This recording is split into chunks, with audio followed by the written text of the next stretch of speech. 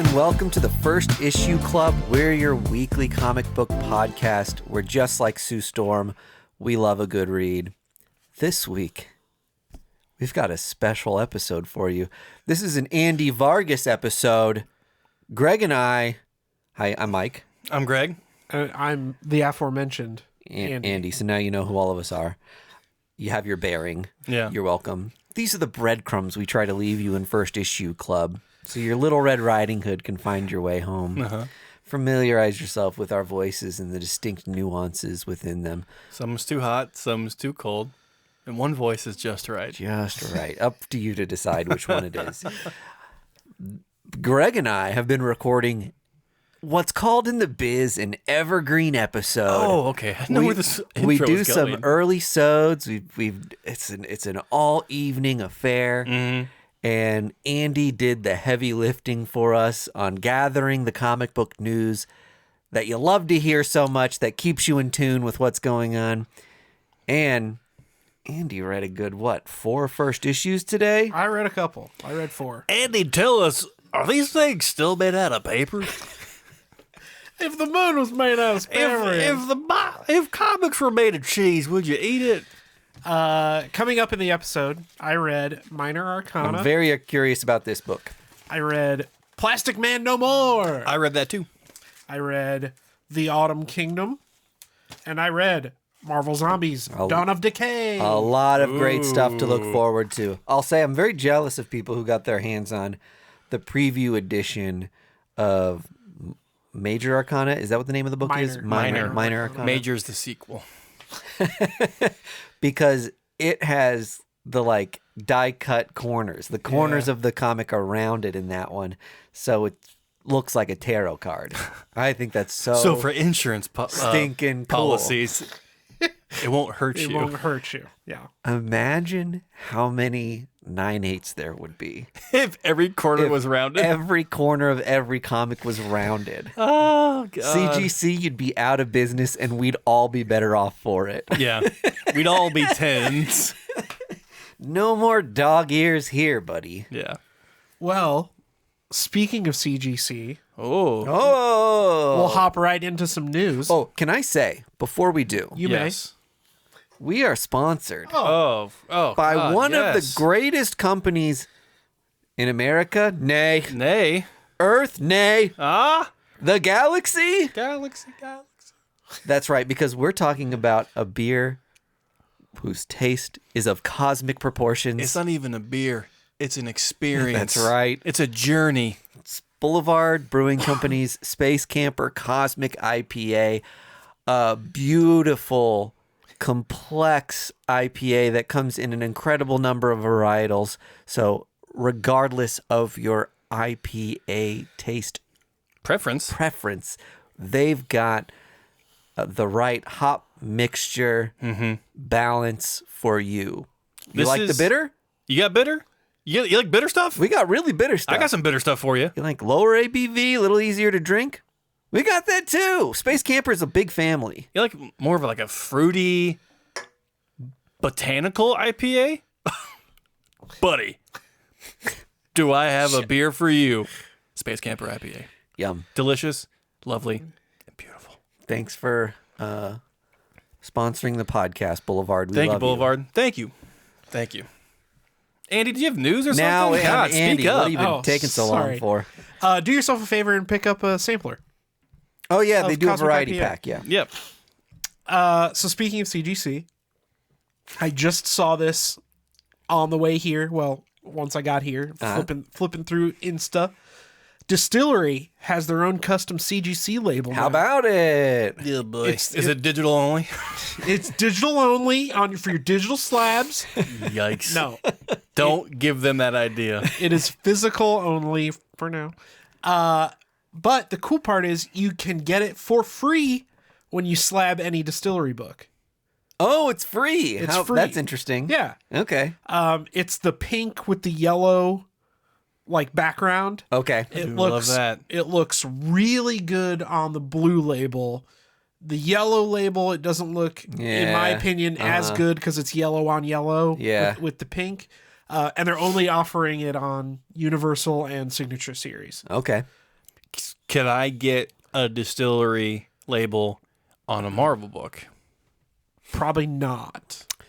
I think the way this works. Is anyone interested in this, or should I just bow out of the complexity of this conversation? How long are you going to go? Someone's going to be interested. When you aren't putting in your comic book, if it's something they have a record of in the CGC system, if the way you've typed it in matches something on file, they can say, okay, we recognize this as a book that has the Fantastic Four in it, or has Venom in it, or is of a universe that connects this character that would make logical sense. There are certain books where I've put it in and it's been like a weird Deadpool variant, but because it's not in their system yet, I can't get the Deadpool label even though I know it's there. Got it. It can be kind of frustrating. Yeah. But you cannot get an Image also has a couple like Walking Dead labels and stuff like that. And Oh, okay. Invincible. Yeah. You cannot put an Invincible label on a Marvel Something book. else. Yeah. Okay. Damn it. Wow. Well, This is America. if you're into that thing, Salute. you can get your distillery labels on your distillery books for free, which I thought was pretty cool. If you're hunting for an If you're slabbing distillery books, if you're we got a problem. I was gonna say, if you're hunting for a 9.9 Yeah. and you would just like to have one in your collection, Distillery's the way to go. your fastest route to that is send in a handful of distillery books, because probably 1 out of 5 is gonna come back a 9.9, because those are big beefy squares. Really and truly. Yeah. You are correct. Just like me. Next up on the list, Joker 2. Reviews are starting to come out. Oh yeah. It's getting, I'll say, mixed reviews. IGN gave it a 5 Out of 10. Oh wow. Rotten Tomatoes right now, as of recording on Thursday night, blah blah blah, 60%, Wow. Okay. which is about 8 to 10% lower than the first movie, which made $1 billion. So yeah. it is roundly getting, big air quotes, worse reviews than the first movie. The question is will it make another $1 billion? No. I think not. Also, I think We've it. kind of exited the era of billion-dollar superhero movies, it seems. yeah, except for Deadpool and Wolverine. Right. Did that already cross $1 billion? Yeah. It crossed And it's- 600 million domestic. Oh wow. Okay. Yeah. And I think like its second weekend. Yeah. Like worldwide. It's- it was just like, okay, It's the highest grossing R-rated movie of all time. Yep. It surpassed Passion of the Christ. Take that, Jesus. Marvel Jesus did it again. Marvel Jesus beats regular Jesus. What were we talking about? The Joker movie. Joker 2. I think what propelled the Joker getting so much hype and money the first time around was because it was so controversial. Yeah, everybody thought it was going to inspire a bunch of school shooters. Right. Which we already have those. Yeah, already this year. I think it was a bunch of baked in hype that made people go see it more and more. And then it bled into non-comic book fans being interested in it to see what it is. Yeah. And I think that's not going to happen with this one, even with the addition of Lady Gaga. You know what I mean? The fact that they made it a musical was like, it's too weird for the people that are like Joker people. And what I've read is it's not actually a musical as much as it is just like kind of like introduces some songs that flow with the movie to like give off like the vibe of the scene or whatever. It's not like, you know, Cats or anything. Like this isn't pre-made songs. Yeah. It's like them singing songs of that era in particular moments to like Okay. convey an emotion. If that, you know, Yeah, they're not singing what they're talking about. They're singing yeah. Rocket Man Right. because he's hot. I have a fish that looks like a gun. I'm the Joker. Like that's like Joaquin Phoenix doesn't sing that. Okay, somebody, He Todd Phillips should. needs to call Greg. He should. I think this always happens whenever there's a movie with song in it and it hasn't necessarily been marketed as such. that people are just immediately unhappy as soon as any of that stuff starts happening because the musical perception is very much so like, that's not for me, dog, for most like bros or moviegoers. I also think that there's something about the Joker, that the first movie, that was very bro-y. Oh, for sure. right? Yeah. It was NFT, smiling monkey, like... Well, it's guys that had Fight Club poster on their Yes, totally. It's guys who misunderstood Fight Club. Yeah. Yes. With Yeah, the yeah. posters on Yes, the wall. yes, Yeah. yes, like, yes. they still have Boondock Saint tattoos on their hands.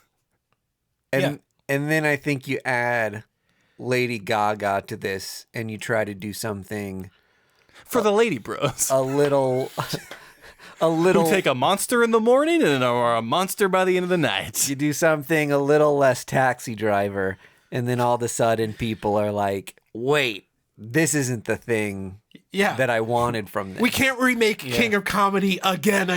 Wait, why is there a lady in my man movie? I don't want to just like, I haven't seen it yet. I don't, and It's not out. No one has. okay. How many people are putting reviews in then? Screeners. Yeah. Just like a lot of like, I mean, webs like IGN and Okay. Rotten Tomatoes. Yeah, and people who are paid to shit on things. Yeah. So I definitely got a copy. Yeah. The first review was like, well, it's no Wally. This won't go in the Criterion Collection. It's no Watchmen Chapter 1. Not enough singing. Grease it ain't. I was annoyed with the initial Joker movie because it, for me, went against everything that was comic books and like just general movie Yeah. fun. And I was like, I'm out. I can't do this. I don't care if a guy standing ovation. I don't care if Martin Scorsese says it's the best thing since sliced bread. This seems against what I believe in as far as just entertainment. I thought the People's Joker was a beautiful response to the first Joker movie, and it's a shame it got delayed and hung up in like a lawsuit for so long that you they couldn't release it closer to the actual Joker movie being released because it was this like slice of machismo. Yeah. And just like making it like the most queer character, like, and using that to tell kind of like a misfit story or a story of abuse, and tying Harley Quinn into that and being like, can we be both the Harley Quinn and Joker? Like that movie does a lot of interesting things, and I think it would have hit so much harder for me if it could have been released when movie release. when it was intended to be around when this other Joker movie came out. If I was a billionaire, that is what I would dump $1 billion into. Yeah. Imagine It's like- being able to have a response movie like in a month or like in a couple of weeks. No, I want to pay them to remake the People's Joker with a budget. Or just release that movie. I mean, okay, so ideally they release their original movie and a bonus feature is the one that cost $1 billion. That's, yeah. Right? Like, That'd be funny. rough cut, but it's like Yeah. the budget's insane. I don't know. Joker 2 is going to be dumb and stupid. Joker And I'll 2 go is see it. not going to be as hyped as the first one, and that's fine. I'll see. I'm gonna reserve judgment. I like the Lady Gaga of it all. Sure. I feel like Well, you're a monster. I am a little monster, and her being tied to it makes me think it's gonna be more than just like this guy wants to be famous and didn't get it, and now he's like A Joker. Killing people. gone mad. Yeah, I don't know. I don't know. I don't think it's going to do anywhere near the success of the first one. Also, Yeah, Joaquin Phoenix just rubs me the wrong way in most everything. It might not be as successful as the first one, but it might be a better movie. That's a my good take. Yeah. right now. Okay. Could be. That's true. Yeah. Next.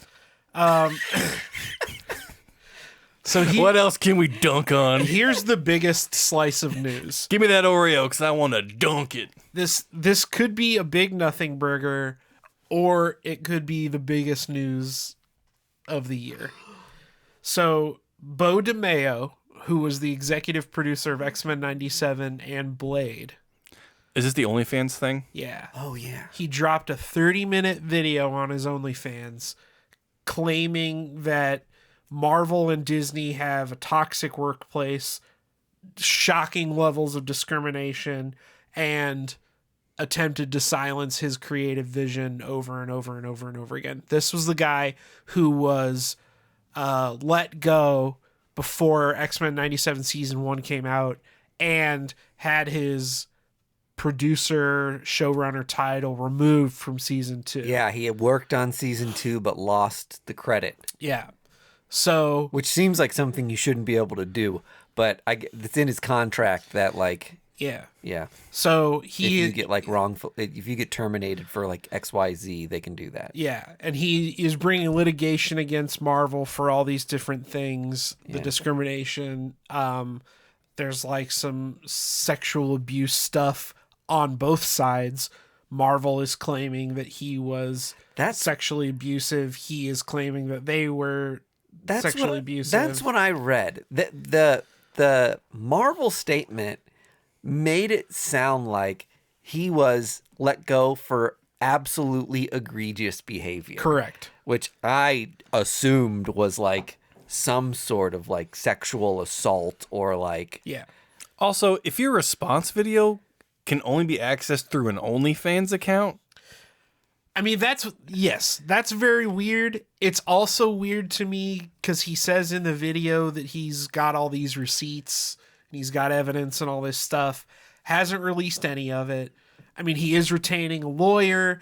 The lawyer's response was that, you know, all these allegations from Marvel are completely egregious and not true. Yeah. And that they let him go basically without cause, which is like illegal in California. Well, one of the things that he claimed was that he posted a photo of himself during Pride where he was dressed as Cyclops. Yeah. And he has kind of alluded to that Marvel didn't like that he is an employee of Marvel who is dressed as like a shirtless Cyclops during Pride, which is a terrible look for Marvel if that's true. if that's true. But fucking Wolverine was shirtless the entire time in Deadpool Wolverine. Well, it's not about that. It's about I understand. I was the just trying gay to thing. Yeah. Which this is just a big mess for everyone. And whether or not the receipts are there, we'll wait and see.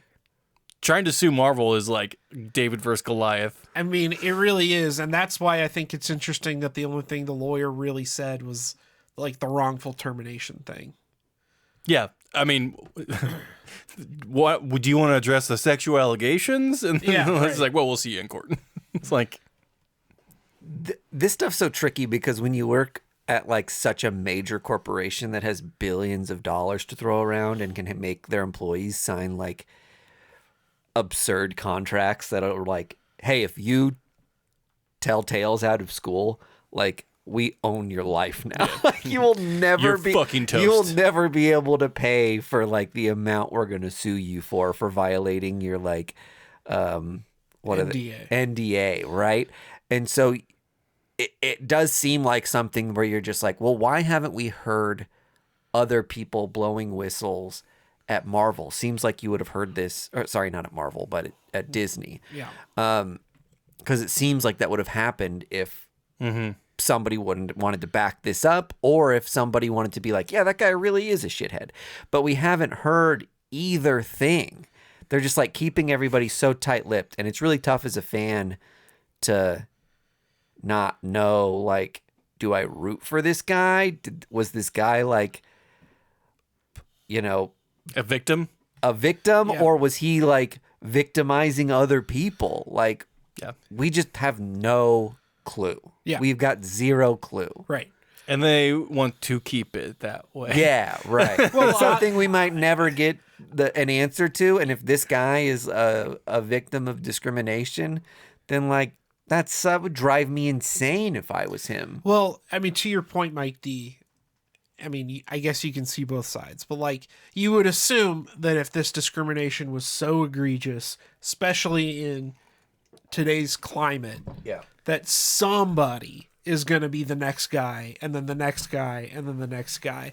Because there's a ton of people who have no love for Disney, a ton of people who have no love for these big corporations.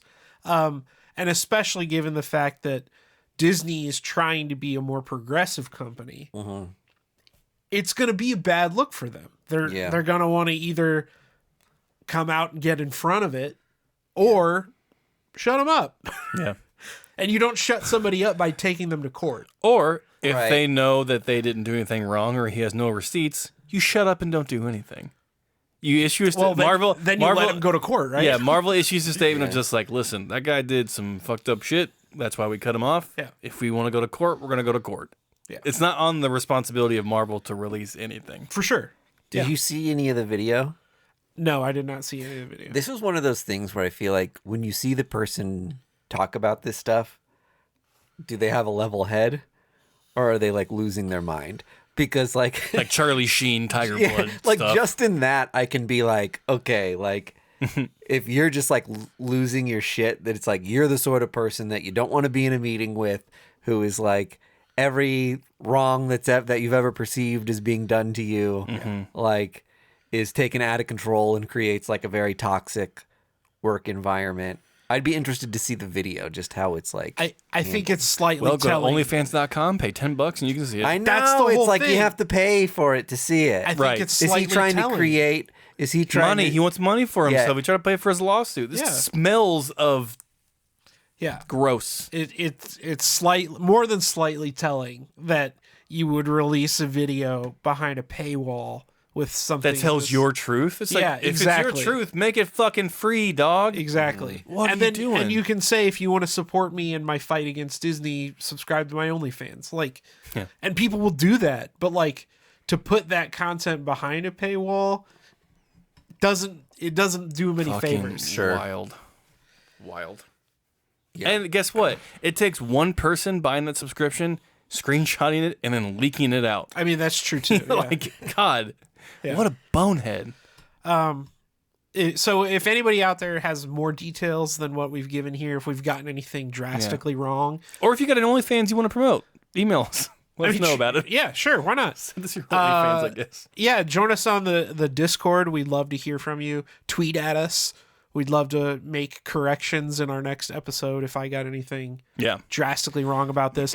Or if tomorrow, after we record this, everything comes out, and all these questions are answered, then, Then fuck we will me, I guess. scrub this episode. Yeah, I feel like it's going to be one of those things that just like this story just fizzles and like we No never winners. find anything out. Well, that's what I mean. It's either going to be the biggest suit Yeah. in, entertainment, or it's going to be a nothing burger. So time will tell. Yeah. That's what I had news wise. Okay. I didn't have anything either. Slow news times. A little bit slow. Absolute Power's popping off. People are loving that. Oh, there's a new symbiote in the International Venom 3 trailer, and people are saying that it might be Slasher?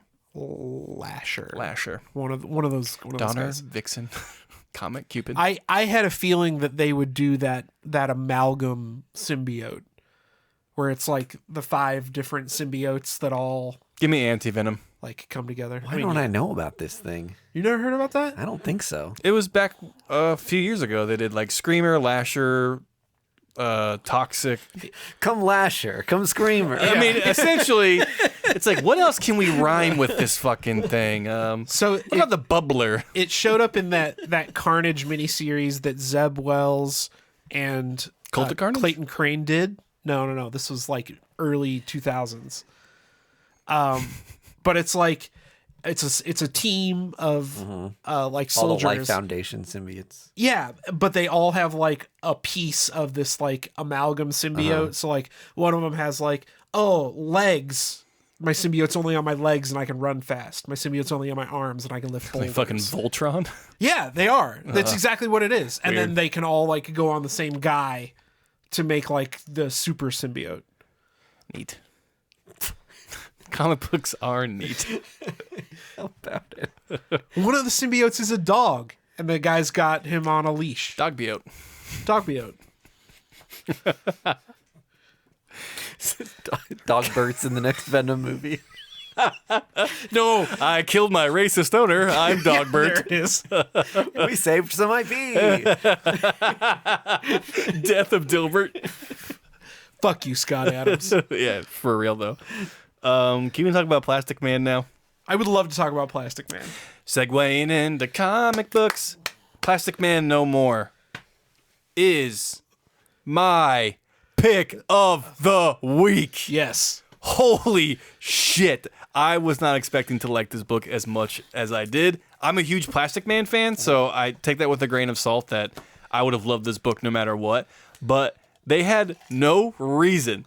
Christopher Cantwell had no reason to make this as poignant and sad and like just a complete, excuse the pun, deconstruction of Plastic Man. Yeah. That He's it one- was. He's one of my favorite writers. He's so good. Christopher Cantwell is a goddamn weapons maker. Yeah. He is on a heat streak that I have not seen in a long time. This is gonna be his Tom King's vision.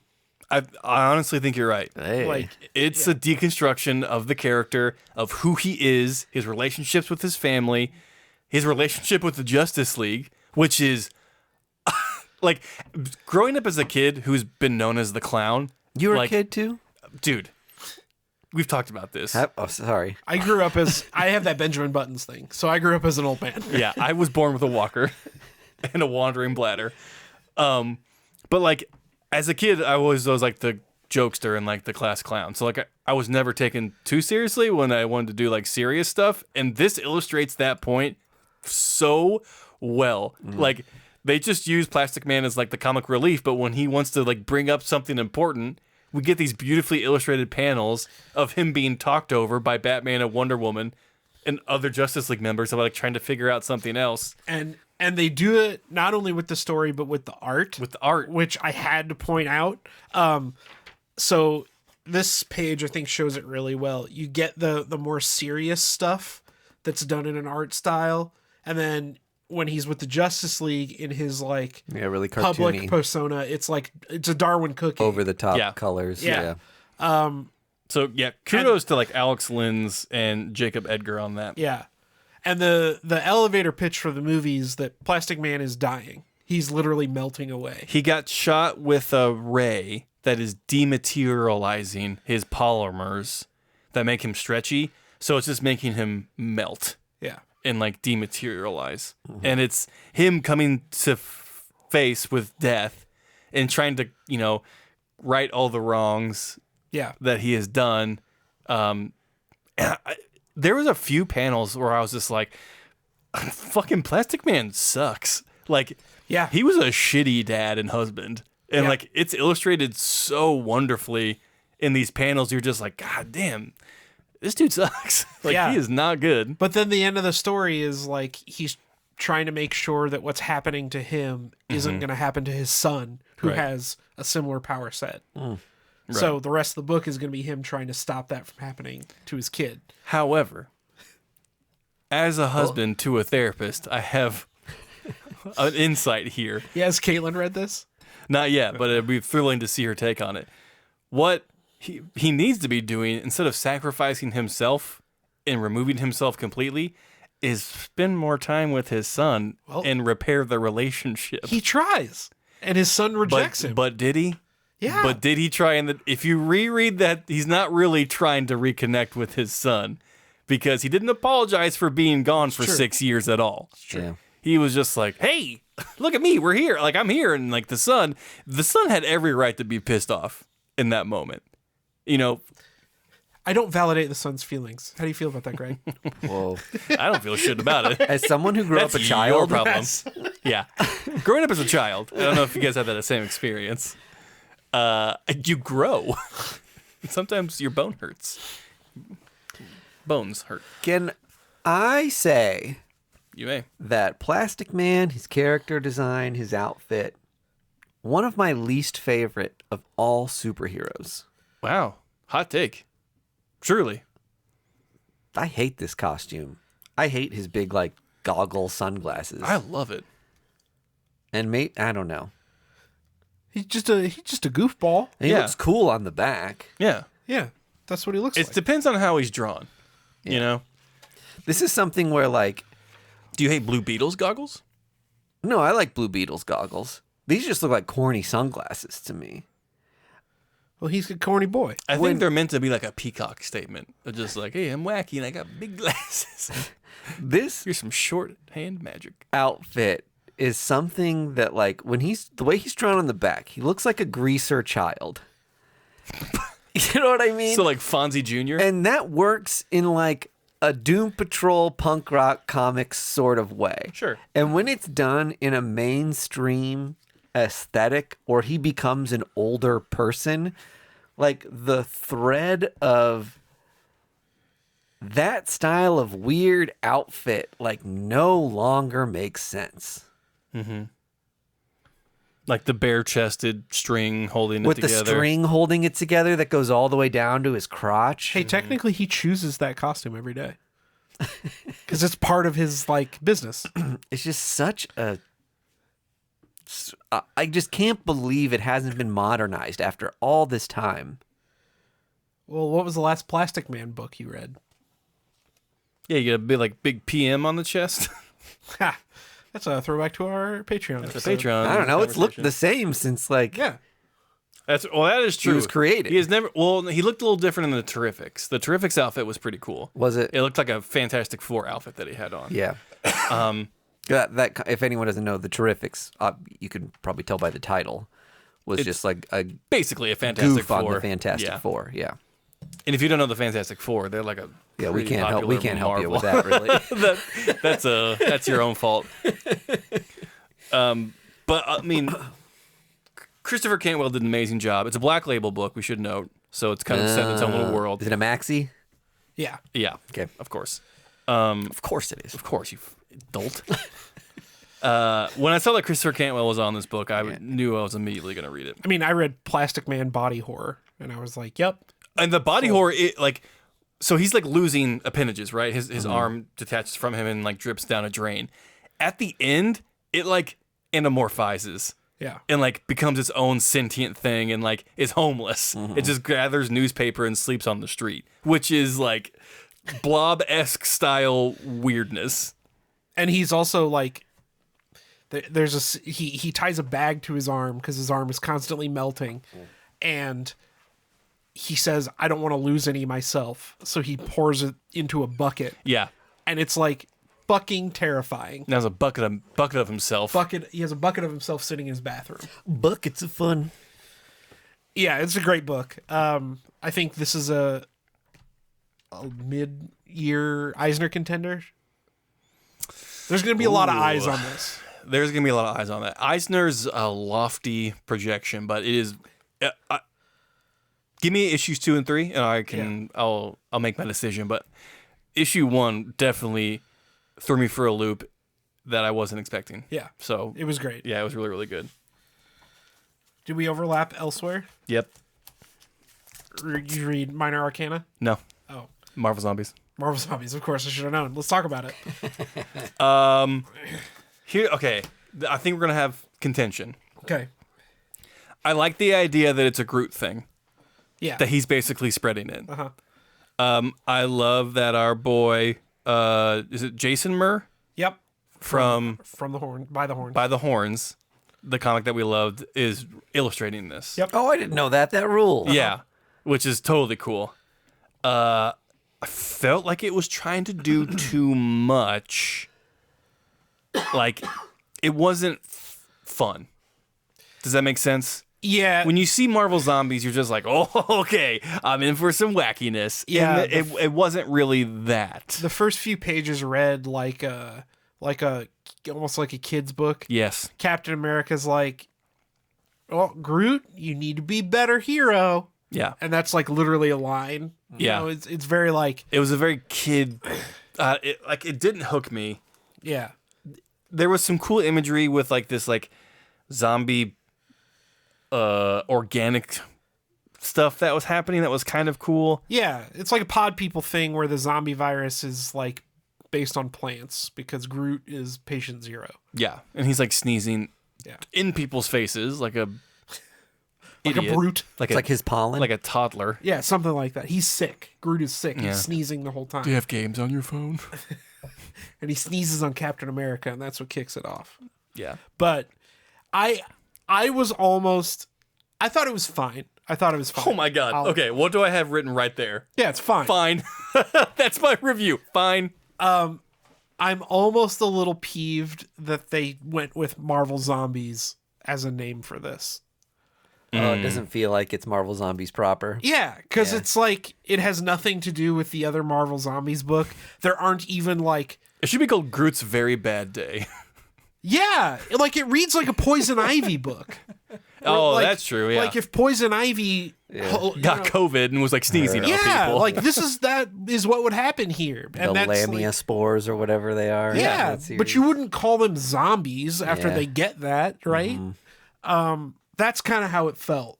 So I won't go as far as to say I felt hoodwinked or bamboozled by getting this thinking it was a zombie book. But I wanted it to go, I guess, one direction more. Either make it a zombie book more for kids, Yeah. or like, you know, give them Groot powers while they're zombies. Right. I think that's a great call. Had this been named anything other than Marvel Zombies, I don't think my critique would be as harsh. Yeah. But when you put Marvel Zombies in the title, you expect a certain type of story. Yeah. And this ain't it. Yeah. Who would you recommend this for? Is it something that like a 13-year-old could like? Totally. Yeah, 13-year-olds Absolutely love. would be kind of cool. Yeah, if a That are just getting into horror stuff. yeah, 11, 12, 13 years old, you can absolutely give this to them and they'll have a blast with it. Yeah. Homeschool kids. Well, if your kids Girls just that wear watched, jean dresses. if your kids just watched like Night of the Living Dead for the first time, Yeah. they'd be all over it. Yeah. Yeah. If you let your kids watch the Werewolf by Night thing and they're like, "Ooh, that man thing looks cool." Yeah. You're like, "Oh, this is kind of like a thing like that." For sure. Is it set in space? Is it like No. self-contained No, it's to a set spaceship in or anything? New York. New York. Okay. Yeah, by the end of the book, all of New York is plant zombified. It's locked down. So, yeah, I mean, It's fine. on the spectrum, it is good. It was not offensively It's fine. bad by any stretch of the imagination. Code yellow. It's fine. This Proceed is with caution. this will be a good one for like a subsequent issue episode. I'll keep you guys updated about this Okay. because I'm a Marvel Zombies collector. So I'll keep you updated. If you hear heavy breathing right now, it's not me. It's our First Issue Club mascot, Louie the dog. Got all up in entered the studio. Got all up in the microphone there. God, he had something to say. He was like, Greg's "What do you still- mean you know, like Marvel Zombies?" Greg's still looking at those pictures of She-Hulk. Yeah. Also a Patreon Also callback. a No one's Patreon getting these callbacks. Let me finish mine off real quick. 'Cause it's it'll be quick. I read Prarie Gods from Mad Cave. Yeah. It is basically a car race between a retired like dirt race track guy and the devil. That's sick. And it was pretty effing cool. It was a lot of fun. And I think it's a limited. In the first issue, he beats the devil in a race. And then when the devil disappears, there's smoke on the ground that says best 2 out of 3. Oh, I love So I think it's going to be like a continuation of that. Yeah. And like this, the protagonist is like known as like one of the fastest race car drivers. Yeah. And like, you know, he's obsessed with this particular track because he always sees this thing following him and he's like, it's trying to be faster than me and I have to know that I'm the fastest thing in the world. Yeah. And then he comes to find out that he has to race the devil and like it was very, very cool. The art style was very gritty, kind of like Old Man Logan-y style, like just haggard old man that is way too buff for an old man. It's like you either need to be a race car driver or trying to find unobtainium on like some alien planet. But it was cool. Like Mad Cave, like we said, have been having a great year Yeah. with books. And there's just another feather in their cap with Prairie Gods. And then I read Exceptional X-Men. Oh. Follows Kitty Pryde. A lot of first appearances in that, right? Yes, there's one particular one. Slab it. It's a key alert. Exceptional X-Men follows Kitty Pryde in her new life, trying to figure out where she fits in the post-Krakoan era. Yep. She has a job in like a bakery. She's like trying to start dating. She comes in contact with this mutant who, as a young girl who has powers, who can like have iron skin. Yeah, when she looks gets like upset. gold. Yeah. And so they kind of form this really cute relationship where this girl like is really into like anime and like she's in this like it doesn't explicitly say what are those horse things, bronies? Oh, My Little Pony. My Yeah, Little Pony, yeah. But like she goes to this concert thing where everyone's kind of dressed up in like furry outfits, but like not like full masked furries, but like the onesie stuff, and they're all like doing like this anime stuff. And there's Kitty Pryde just jaded as fuck. And they have this fun chase trying to get away from these people where she's just like holding on to this young girl and phasing through different walls and stuff. And the girl's just like, this is awesome. And it's just a very fun, cute story. It's written by Eve L. Ewing. Oh, yeah. And it's phenomenal. It's such a great story. I think Cameron Cabron is the artist. Oh, I have it on my phone. Carmen Canero? Yeah. That's it. You got it. Hold on. I went in the wrong direction. Did he get it? Yeah, I don't know yet. He's It still is looking. Carmen Carnero. Nailed it. You got it. Good job, Mike D. Resident X-Head. So it is beautiful. Yeah. And then at the end, you have Emma Frost, who's like, it's very funny. So the last couple pages are dedicated to Emma Frost because she's like in her mansion and all her maids are bringing her food and stuff. And like, she's like basically like, you know how you hit scan on your radio just to see what else is on the radio? Mm-hmm. She's basically doing that with her mind to check in with the other X-Men so she could spy on them to see like, hey, what are you guys doing? Mm-hmm. And she finds Kitty Pryde just doing her thing. She's like, oh, Kitty Pryde, look who I found. Fun. And then that leads into what was having issue too. So Yeah. I don't really know what Exceptional X-Men is going to be about. Except following Kitty Pryde. I assumed it was going to kind of be a New Mutants sort of thing where she might just find her again, kind of find herself like being that link between the X-Men and the younger, newer recruits. Yeah. It definitely reads as like a book about finding your home. Uh-huh. Like, because Kitty Pryde kind of has been wayward for a while. She, had her issues with Krakoa and getting on Krakoa and being a pirate and not really... I mean, she's been an X-Men since she was young, right? So she's known nothing but the X-Men. Yep. And she's just kind of battling with, like, where is my home? And this young woman that she befriends is, like, trying to find her confidence in who she is.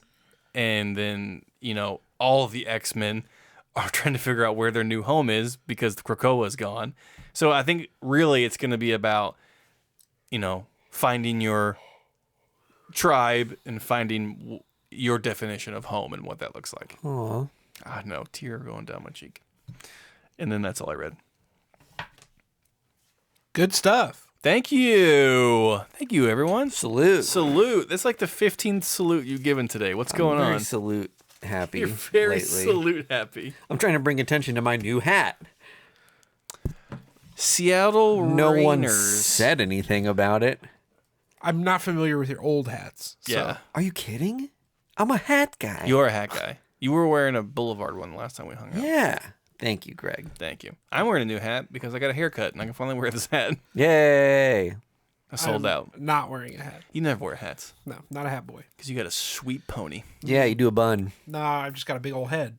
I read With a bunch of two big old additional brains. books this week. I read The Autumn Kingdom From Cullen Bunn. by our man Cullen Bunn. This is out on Oni.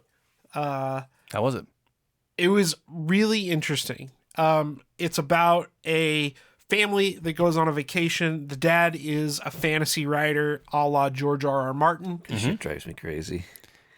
Why? You're just bending the it's just 9.4, 9.2. Unnecessary 9.0. touches. It just drives me fucking nuts. Stop! He just does not have the same regard or the same I shouldn't say regard, the same like mental defects. that I have. I'm just laissez-faire, Mike. Yeah, Yeah. right. So Autumn Kingdom, the family's on vacation. Dad's a fantasy writer. The kids are, one of them is like almost his editor. She reads all his books. So you get these intercuts of this fantasy story with the family on vacation. Okay. And then the two worlds collide at the end of the book. The fantasy folks from the story kind of invade their vacation, and the two daughters are forced to fight their way out to rescue mom and dad. May I see? You may. I want to see what the art looks like. Can I touch the book you just bent in half? They beat the shit out of the book you just accosted. So, Oh wow, this looks cool. yeah, it's very cool. In classic Cullen Bunn fashion, it is very much fantasy invades the real world. You know, Yeah. yeah, This looks cool. dark fantasy's probably the wrong word, but You don't have your gloves on. Nope. I refuse. but it's very cool. I mean, anything Cullen Bunn reads is kind of an instant pickup for me. Oh dang, these covers look awesome. Yeah, For issue 2. the biggest downfall is that this should have been a double. Oh, yeah. You know, to get more of the feeling of what's going on, and I think that's why they included 3 or 4 pages of preview from issue 2. Yeah. In the Holy back. shit, this looks wild. Yeah, it's a really wild book. Okay. Fans of fantasy violence and family drama, this will be right up your alley. So, definite recommend, as is basically everything Cullen Bunn writes. Oh, specifically, I'll hop onto that. There's a ad for the deluxe omnibus of The Damned by Cullen Bunn. If you haven't read that book yet, it is a fucking blast. The 6-gun omnibuses are the ones that I'm interested in. Never heard of it. You can collect it in 4 volumes now instead of 6 library editions. Hey. Wish I would have known that. Did he write Manor Black too? Yep. That was another really love good, Manor like Black, if you like yeah. his fantasy stuff. That's such a cool book. He's so good. I'm really glad that he's getting a whole bunch of books back on Oni. Yeah. He is one of the most talented writers that is the most down on his own talent. I subscribe to his email newsletter stuff, and he's always just like, yeah, well, you know, I wish I would have done this. And it's like, Cullen, you write like 50 books a year, and they're all amazing. Yeah, he like writes- someone throw this guy a fucking party. I know. Yeah. We interviewed him once and he was just like, I don't feel like it. But we were like, you release like a new series a week. Yeah. There was like one summer in like the teens somewhere. Yeah. Where he just had like so many new comics came out and he was like, I don't feel like I'm doing much. And we were You're like, just like, bro, yeah, you're killing it. Eeyore, you're doing good, bud. And lest we forget, he's writing that Deadpool mini, the Venom War crossover for Marvel this summer too. Oh, or this, there you go. This fall. So He was a big part of the whole Venom stuff over the summer. he's been a major player in Venom's history for a long time. Oh, for sure, yeah. He wrote all that, or a lot of that Flash Thompson stuff after Rick Remender got off that book. Yeah. He created Danny, the little symbiote hellspawn girl. Cool, yeah. Anyway, so that was Autumn Kingdom. That Cullen totally Bunn. check it out. Yeah, that's the one. I was thinking of a different Guy named Cullen. Now the pieces have been put together for me. Last book I read, probably the book everybody's talking about this week, is Minor Arcana from Jeff Lemire. The most Jeff Lemire looking cover I could have possibly imagined. I had to get these. I think he's doing a series of tarot card covers. Yep. Because the variant's called the tarot cover. And this one is the Fool. It's the main character, but super legit. All of the themes of this are going to be familiar to Jeff Lemire fans. Girl comes back home because her mother is dying of cancer. Doesn't want to be there because there's family drama. and somehow stumbles into a fantasy world. Does that sound like Jeff Lemire or what? There's underlying themes of grief, Yep. loss, All of that. and someone turning into a fly. Not the last one, but yeah, pretty much. There is a theme in a lot of his stuff about like escapism from grief, and then like, do you live in the delusion? Does the delusion make you mad? Yeah. When the easiest thing to do is to do the hard thing first. Yeah, right. You know what I mean? Totally. Like the escapism is what he's trying to illustrate of just like, yeah, you can do that, but when you come back from that, the problem's still going to be there, and most times it's going to be worse. Yeah. Yeah. And we say that, I think we say this all lovingly. Like, Yeah. I think I Oh, for sure. I love going. No to one here is shitting on Jeff Lemire. I love coming to a Jeff Lemire book and being like, he's doing his fucking Jeff Lemire thing, and I like love every bit of I'm it. about to be sad. Yeah, make me a sad boy. He does it in the right way. The other cool part about this is it's already been announced. This is a It's going to be a TV long-form- show. It's the most important thing. It's already been Deciding optioned. what comics to buy. Slab it. It's in pre-production and has already been canceled. Yeah. No, it's a long form story.